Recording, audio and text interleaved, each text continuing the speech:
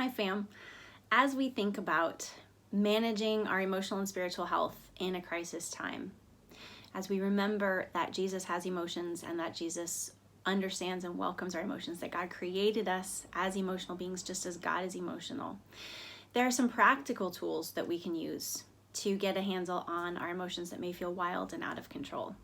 One of them that my Dutch psychologist taught me is called the window of tolerance. And it helps me to be aware of this and to teach my family this concept so we can all be aware of it as well. If you imagine an upper and lower line within this window, this is your window of tolerance. This is what you can cope with emotionally. So as your emotions go up and down throughout the day, you are hopefully staying within the window of tolerance. That's when you feel stable and in control and able to manage things.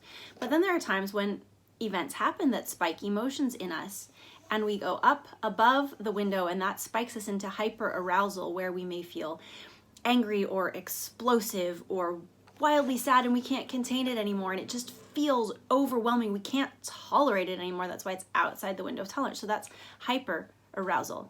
Or something may happen that deeply saddens us, or we may go into a depressive time or just really shut down. That's when we've dipped below the line into hypoarousal. And so we may spike up into hyperarousal or down into hypoarousal, but we're outside our window of tolerance and we just feel like we can't handle the emotions that we're having. Normal life, we hope we're staying within it, but sometimes we spike up and down even in our day-to-day life. Someone may insult us or frustrate us, or we make a mistake and get frustrated with ourselves, or something bad happens and we have these spikes up and down. But in a difficult time, imagine,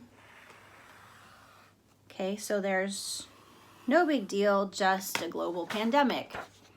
Ooh, our window just got smaller because life just got a whole lot harder. You add more to that. You're counting on your kids going to school so that you can get your work done. And, they're home all day. So there's more noise and more to do. And the window just got smaller again. Or maybe a loved one is sick, or you're at risk of losing your job, or your internship got canceled. And the window gets smaller again.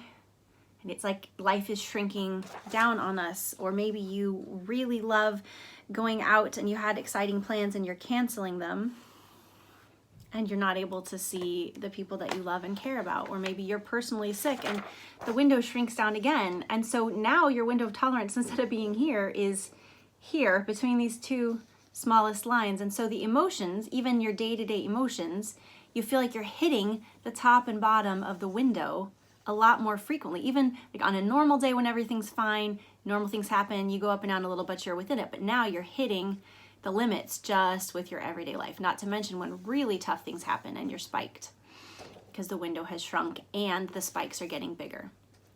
So just being aware of this, I think, can help us be more patient with ourselves, our family members, our friends, and our colleagues.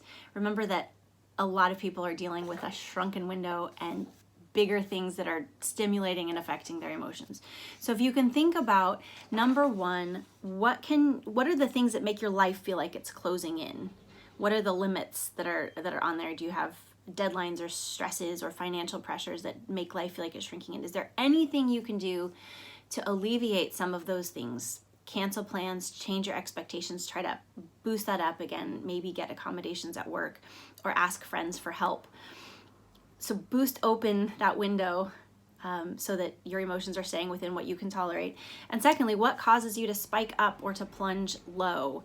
Is there any way you can cut out conflict or difficulties? If there's a tough situation that you know is likely to make you spike, is there any way that you can eliminate some of those stressors from your life so that you're not just maxing out your limits all the time? This is a great illustration that you can draw with your kids as well to help them manage their emotions.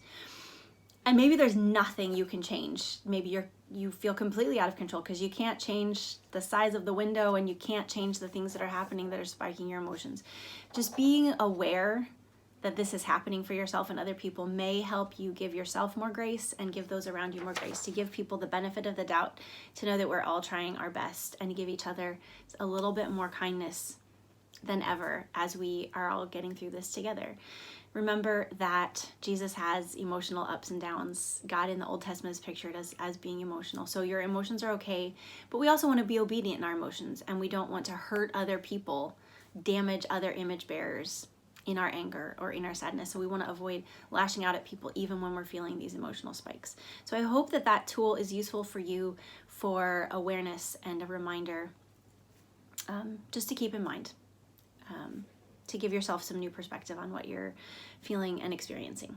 So give each other some extra grace. And if you need help, if you are feeling life closing in and you want to get rid of some of those barriers, if it's, you need someone to help you run to the grocery store, you need someone to help with your children, you need money because you're hitting a financial crisis, we have a number of people in the church ready and willing to help. Lucille has been coordinating with Serve the City.